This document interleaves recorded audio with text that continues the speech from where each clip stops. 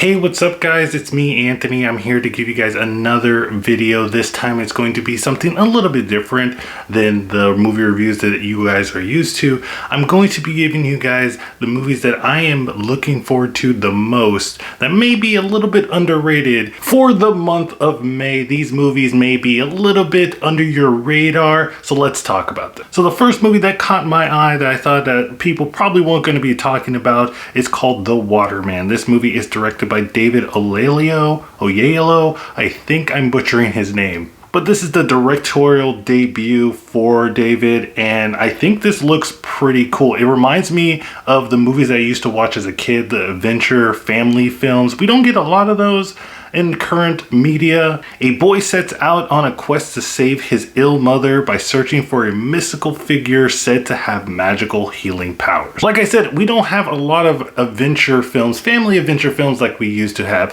I think the last good one for me, at least I remember, was Love and Monsters, which did come out recently. It was a nice adventure film. Fell a little bit under the radar. Now people are just like getting to see the movie and appreciating it. The next film on the list is a Netflix film, so I don't know if it's appropriate to put it on this list of possibly underrated movies, but I think that this one has potential to be pretty good. A woman wakes up in a cryogenic chamber with no recollection of how she got there and must find a way out before she runs out of air. The director of the film, Alexander J. I think I'm gonna be butchering all these all these directors' names, but he's well known. He's done the Hills Have Eyes remake. He's done 3D Piranha. He's done one of my favorite films, P2. So I think we know what we're in for with this type of film. And this film actually also reminds me of just all the claustrophobic films that I've seen. P2, which he has directed, reminds me of that. It also reminds me of a movie called Panic Room with Forest Whitaker and Jodie Foster. I really like that film. I like movies that have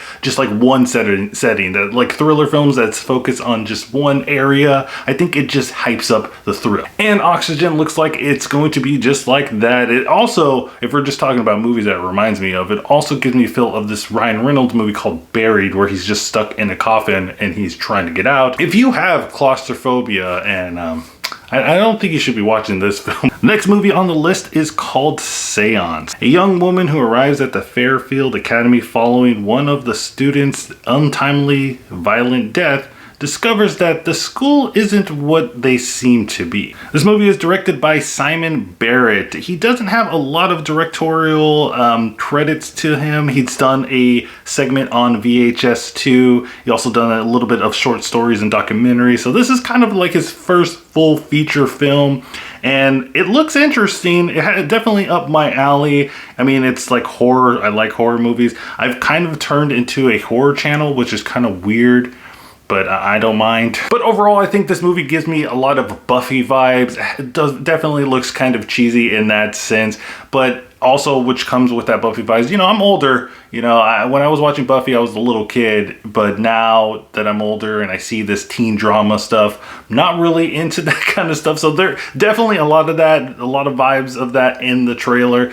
Hopefully the rest of the stuff make up for it. We'll see. But if Seance is something that you think you're going to be interested in, definitely be on the lookout for that movie when it comes out to VOD. The next film on the list is called Locked In. A single mother must protect her daughter and herself during a heist gone wrong at a high-end tech storage facility. Like I said with the movie Oxygen, this one is another movie where the movie takes place in just a one setting, kind of like P2. This is pretty much P2. You know, you have a mom and her daughter stuck in a parking garage. So it's basically P2 2.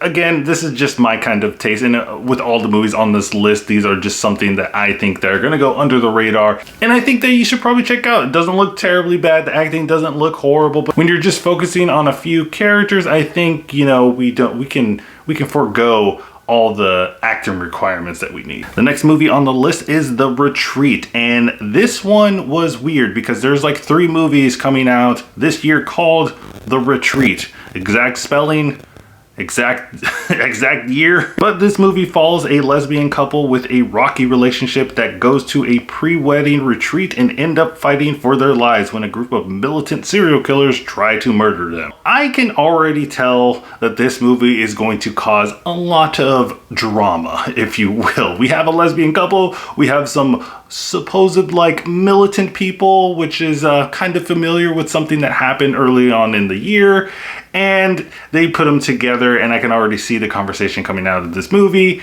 It's not going to be good, but the movie itself looks interesting. Again, up my alley. It looks like it's going to be bloody. I'm not really into gore, but this one, if it's like kind of like a revenge horror stuff going on, I'm down with it. The director of this movie, Pat Mills, doesn't have a lot of stuff on his resume. He's done a couple of TV episodes, a couple of movie shorts. He has directed a movie called Guidance. Didn't really review that well, so be cautious of that if that's something that interests you. But this one, you know, he has also done a movie called The Christmas Setup, which I'm looking at. Oh man, you guys know me. I'm into Christmas movies a lot. And when there's a bad Christmas movie, I get really heated for some reason. But, you know, we're not going to judge him on his past stuff. Maybe this is going to be the movie that sets him apart, the movie that puts him into the stratosphere of a good director. Who knows? But this movie looks interesting to me, and if it looks interesting to you, be on the lookout for this movie when it hits VOD this month. The next movie on the list is called The Djinn. A mute boy is trapped in his apartment with a sinister monster when he makes a wish to fulfill his heart's greatest desire. Now, if you watched the live action version of Aladdin and you thought Will Smith was the creepiest thing that you've seen, well, I think Djinn's gonna be the one for you. Right off the bat, I thought of a movie called Hush because the movie has similarities where both the leads have a disability. I think it makes it even more terrifying when you put our characters in a situation where they can't communicate or they have a disability, like they can't see or they can't communicate, can't walk or anything. I also really enjoyed the movie Run, where you had somebody that couldn't run. So it just heightens up the fear and the excitement in the movie. And you add a blue genie that grants wishes that, you know, be careful what you wish for, and you just have a crazy combination for a horror film. I saw the trailer. It looks really entertaining. It looks crazy. It looks fun. I can't wait to see. And the last movie on my list is called High Ground. In a bid to save the last of his family, a young Aboriginal man teams up with an ex-soldier to track down the most dangerous warrior in the territory, his uncle. You may not know this about me, guys, but I'm really into Western movies, and there's not a lot. There's not a lot of Western movies. The last good one that I remember coming out was called Hell or High Water. I think that got a couple of nominations of the, you know, Oscars and stuff. I don't really care about that. But say what you will about the Oscars, that is some kind of acknowledgement that the movie is good, right? And Hell or High Water, it's a modern Western. And this one, The High Ground, is another modern Western, but this one, it takes place in Australia, and we get to know about these Aboriginal people that live in Australia. Not a lot of people think that there is Aboriginal people, native people in different countries other than the United States, but they're all over the place. And I really love when movies highlight people from different cultures and put them in a genre setting. I really enjoy that. I just think it brings more awareness. I love to see it, and this movie is right up my alley. So if this is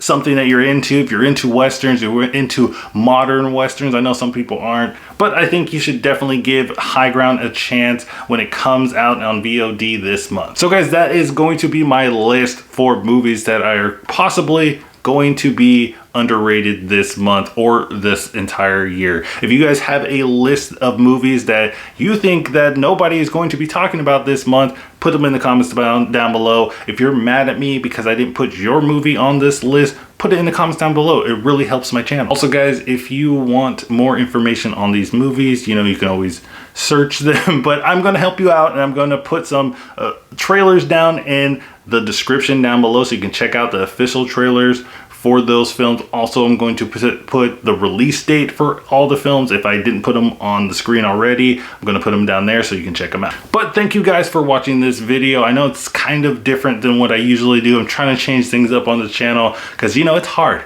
It's hard out here for a movie creator on YouTube because there's so much competition. You got a whole bunch of other people doing screeners for movies that I want to see and I want to talk about, but I also got to think about this thing called, you know, the YouTube algorithm, and it's not kind to a small YouTuber. So I would definitely appreciate if you guys would leave a like, subscribe, do all that stuff that YouTube wants me to tell you guys. And also check out my Twitter so you can stay up to date with my channel. And remember guys, keep watching movies.